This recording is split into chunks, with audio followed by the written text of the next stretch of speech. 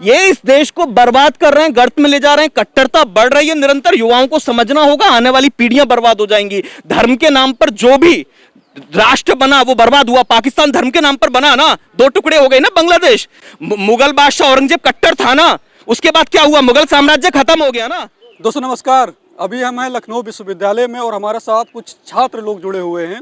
उत्तर प्रदेश चुनाव को लेकर हम लगातार चर्चा कर रहे हैं, पब्लिक के बीच जा रहे हैं, आम जनता के बीच जा रहे हैं, समझने का प्रयास कर रहे हैं कि इस बार उत्तर प्रदेश में बाबा जी आएंगे या फिर जाएंगे, और अगर बाबा जी जाएंगे तो फिर विकल्प क्या होगा। तो बहुत सारे छात्र लखनऊ विश्वविद्यालय के हमारे साथ हैं, अलग अलग स्ट्रीम से होंगे, कोई किसी में पढ़ रहा होगा, किसी में पढ़ रहा होगा। सबसे पहले आपसे शुरू करते हैं, नाम क्या हुआ आपका? आशुतोष मिश्रा मेरा नाम है। एमकॉम द्वितीय वर्ष का मैं छात्र हूँ, तृतीय सेमेस्टर का। अभी चुनाव को लेकर कैसे देख रहे हैं? उत्तर प्रदेश में पूरा लगभग कार्यकाल इनका पूरा हो गया, योगी आदित्यनाथ का। कुछ काम वगैरह इनके आपको दिखे उत्तर प्रदेश में या नहीं दिखे? मेरा ये मानना है कि ये सारे दावे किताबी हैं इनके। अच्छा, हकीकत में कुछ नहीं? हकीकत में कुछ नहीं है। और दावों के पुलिंदे इन्होंने जितने बांधे थे उस हिसाब से अगर देखा जाए तो इनके दावे बिल्कुल खोखले हैं। धरातल पर कुछ नहीं है।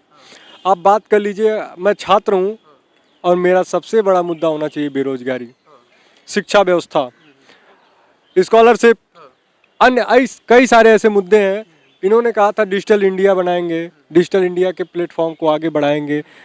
बहुत अच्छी बात है, आप बिल्कुल आगे बढ़ाइए, लेकिन उसके लिए आपके पास इंस्ट्रूमेंट तो होना चाहिए। छात्रों को मूलभूत सुविधाएं तो आप दे पाएँ, तब ना आप कुछ आगे कर पाएंगे। बेरोजगारी के मुद्दे पे आप देख रहे हैं पूरी तरह से हर एक छात्र, हर एक युवा त्रस्त है। दूसरा, बेरोजगारी को दूर नहीं कर पाए। जो कह रहे थे बहुत सारा रोजगार देंगे, लेकिन बहुत सारी जगह पर होर्डिंग आपने भी देखी होंगी लखनऊ में। लखनऊ के अलावा दिल्ली और गुड़गांव तक होर्डिंग लग गई हैं कि हमने उत्तर प्रदेश में बहुत सारा रोजगार दिए, लाखों नौकरियां। सबसे बड़ी कमी है और यही हमें लगता है एक झूठ का पुलिंदा बहुत बड़ा है, एडवर्टीजमेंट। काम कुछ भी ना करो, एडवर्टीजमेंट आप कर दीजिए। अभी आपने देखा होगा कुछ दिन पहले एक चाइना के कुछ व्यक्तियों ने इनको ट्रोल किया था, अपने भारत सरकार को ट्रोल किया था। ये हंसी आती है, हंसी नहीं, एक काला धब्बा हमें नजर आता है कि आप दूसरे के मॉडल को अपना मॉडल बना रहे हैं, दूसरे के कामों को अपना काम गिना रहे हैं जो कि दूसरे देश का है। इस तरह की चोरी जनता के सामने आप किस मुंह से जाएंगे? क्या आप वादे करे थे, क्या आपने किया? इन्होंने एक अभी मैं बयान पढ़ रहा था 2-3 दिन पहले, इनका ये कहना है कि जो किसान सड़कों पर थे, कितने किसान शहीद हुए इस आंदोलन में, इनका आंकड़ा तक नहीं है। इनको अडानी अंबानी को कब कौन सी जमीन, कौन सी क्या है हमारी फैक्ट्री देनी है, कौन सी इंडस्ट्री बेच देनी है, कौन सा हवाई अड्डा बेचना है, सबका आंकड़ा रहेगा। देश की जनता को भुखमरी के कगार पर ला देने का आंकड़ा रहेगा, किंतु इनके पास हमारे किसान जो अन्नदाता है, एक प्रधानमंत्री था कि जय जवान जय किसान का नारा देता था, और एक प्रधानमंत्री है कि वहीं 20 किलोमीटर दूर आके किसानों से मिलकर बात तक नहीं कर सकता है। एक प्रधानमंत्री ऐसा है लखनऊ में आके बड़े बड़े वादे करके जाता है, यहाँ के जन सलाप करके जाता है। यहीं बगल में आप जानते होंगे बहुत ज्वलंत मुद्दा था लखीमपुर खीरी का, और उनके वो गृह राज्य मंत्री के बेटे ने कृत्य किया था, किसानों से मिलने तक नहीं गए। यह किस प्रधानमंत्री और किस तरह हमारा देश किस तरफ बढ़ रहा है ये बात करते हैं। वाद किसी भी प्रकार का होता है वो हमेशा हिंसात्मक होता है। हम बात करते हैं देश प्रेम की, और देश प्रेम ही ऐसी चीज है जो देश को प्रगति की रास्ते पर ले जा सकता है, हिंसात्मक नहीं। बिल्कुल वात्सल के रूप में आप चलिए आगे, गंगा जमुनी तहजीब को लेके चलिए आगे। इनके पास सिर्फ एक मुद्दा है, हिंदुत्व पे भी ऐसी गंदी राजनीति ये करते हैं, दंगे कराना, हिंसात्मक रूप से छात्रों के मन में एक तरह से भर दिया गया है कि हमारा इतिहास ऐसा नहीं वैसा। जैसा भी इतिहास था, छात्र स्वयं शिक्षित हैं, वो जानते हैं। उन्हें आप नहीं बताएंगे कि क्या सही है क्या गलत है। उन्हें आप रोजगार तो दे नहीं पाए, अच्छी स्वास्थ्य व्यवस्था तो दे नहीं पाए। आप पढ़ाई के मामले में देख लीजिए, लखनऊ विश्वविद्यालय की बात करता हूँ, लखनऊ विश्वविद्यालय का प्रशासन इतना भ्रष्ट हो चुका है, यहाँ पे लाखों रुपए उड़ा दिए जाते हैं, फेंक दिए जाते हैं ऐसे ऐसे कार्यक्रमों में जिसका कोई औचित्य नहीं है। और अगर हम बात करें, यहाँ पे सबसे बड़ा मुद्दा होना चाहिए छात्र संघ चुनाव भी नहीं करवा पा रहे। कुल मिलाकर उत्तर प्रदेश सरकार से आप संतुष्ट नहीं? बिल्कुल किसी भी प्रकार से। प्रदेश में एक बोला जाता है कि यहाँ का जो चुनाव है वो कास्ट बेसिस पर, आप मिश्रा जी होकर योगी जी की बुराई कर रहे हैं। लोग तो कह रहे हैं कि ब्राह्मण वोट बैंक बीजेपी का ही है। ये उनकी सबसे बड़ी गलतफहमी है। जो भी शिक्षित नागरिक है, जो भी हमारे देश का एक मजबूत व्यक्तित्व का धनी है, कभी वो जात के बेसिस पे या अन्य किसी वर्ग पे नहीं जाएगा। वो हमेशा जाएगा आपने क्या मूलभूत सुविधाएं दी, आपने जनता के लिए क्या किया, आपने जो दावे किए थे उसको आपने कितना पूरा किया। अगर आप पूरा नहीं करते हैं, मैं बिल्कुल आपका साथ नहीं दूंगा। डंके की चोट पे कह रहा हूँ कि परिवर्तन आएगा और 100% आएगा। उत्तर प्रदेश में परिवर्तन आ जाएगा। आपका क्या नाम हुआ, आपसे बात करते हैं। प्रणव पांडे। अच्छा, आप पांडे जी हैं, तो आप कैसे देखते हैं? इन्होंने तो कहा कि उत्तर प्रदेश में जिस प्रकार से उन्होंने वादे किए थे तो खोखले हैं, किताबी हैं। आप कैसे देखते हैं उत्तर प्रदेश? इनने वादे किए थे कि हम कितनी नौकरियां देंगे। कोरोना काल में आपने देखा कितनी नौकरियां, देना छोड़ो कितनी नौकरियां चली गई। नौकरियां जाने का कोई हिसाब नहीं। आप छात्रों के ऊपर एक तरह का अत्याचार तो करे। छात्र पढ़ के जा रहा है, उम्मीद नौकरी की कर रहा है। नौकरी छोड़ो, जो नौकरी कर रहा है उसकी भी नौकरी जा रही है। कितने परिवार उन नौकरियों पे चल रहे थे। बहुत से ऐसे परिवार होते हैं जिनके घर पे जब कमाई आती है नौकरियों से तभी उनका घर चलता है। तो इस बारे में सरकार कुछ नहीं सोचती है। सरकार ने तो बहुत जगह होर्डिंग लगाई, इतने लाख हमने नौकरियां दे दी, इतने लोगों को रोजगार दे दिया। अभी देखिए फोटो खिंचवाया था 2-4 दिन पहले ही, और पेपर में लगातार ऐड आ रहा है कि हमने इतने लाखों लोगों को नौकरी दे दी नौजवानों को। कहने और करने में बहुत अंतर होता है। ये सरकार खोखली है, इसकी जड़ें खोखली हैं। ये केवल दिखाती है। ये सोशल मीडिया की सरकार है, एडवर्टीजमेंट की सरकार है। ये एकदम नाकाम सरकार है। ये किसी काम की नहीं। ना ये छात्रों के लिए कुछ कर पाई, ना ये किसानों के लिए कुछ कर पाई, ना ये मिडिल क्लास के लिए कुछ कर पाई। इस सरकार ने केवल कुछ पूंजीपतियों के लिए कुछ किया है। अडानी अंबानी के लिए लखनऊ एयरपोर्ट बेच दिया, रेलवे बेचने की बात चल रही है, BPCL बेचे दे रहे हैं।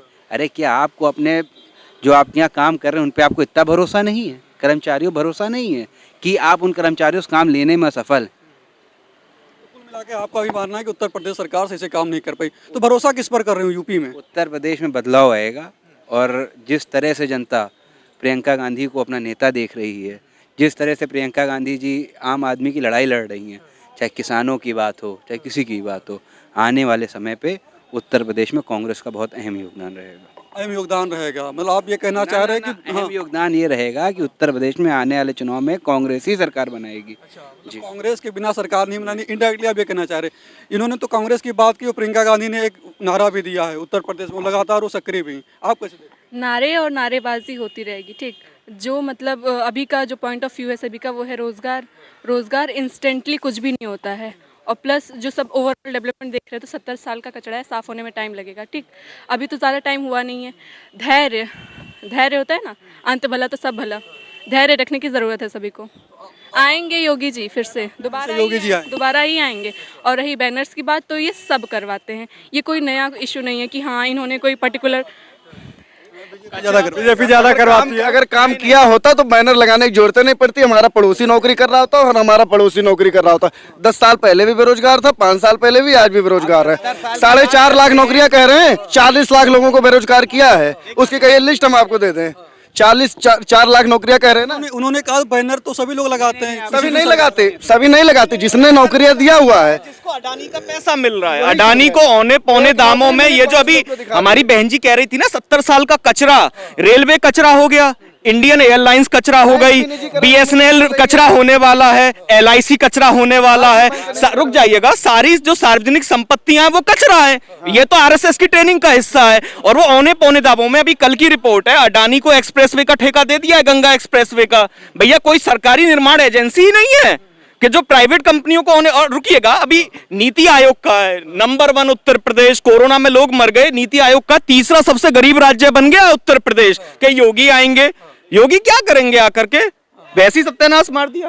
आप बात कर रहे हैं। एक मिनट मैडम, ये बता रहे हैं कि ये बता रहे हैं भाई साहब कि 70 साल का जो आप कचरा बता रही हो तो उन्होंने गिना दिए कि सब बेच दिया। जो कांग्रेस ने देखिए, सुनिए भैया, चुनाव ज्यादा दूर नहीं है। रिजल्ट आप भी देखिएगा और हम भी देखेंगे। चुनाव की बात नहीं हो रही, वो तो जीत सकते हैं, हार भी सकते हैं।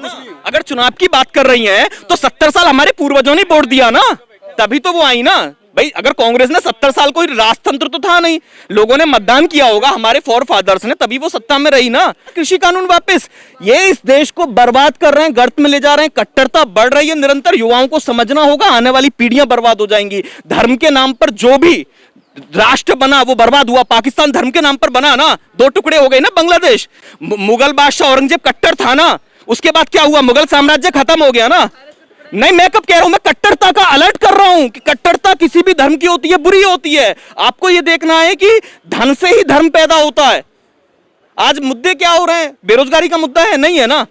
क्यों नहीं है? होना चाहिए ना। वही बात बता रहे, बेरोजगारी का मुद्दा होना चाहिए, नहीं होना चाहिए। रोजगार, आप मानती है सरकार में बेरोजगारी है कि नहीं? सरकार में बेरोजगारी है, पर सब हर एक फील्ड में देखने के लिए समय लगे। लिया है, स्वीकार हर सरकार में बेरोजगारी है।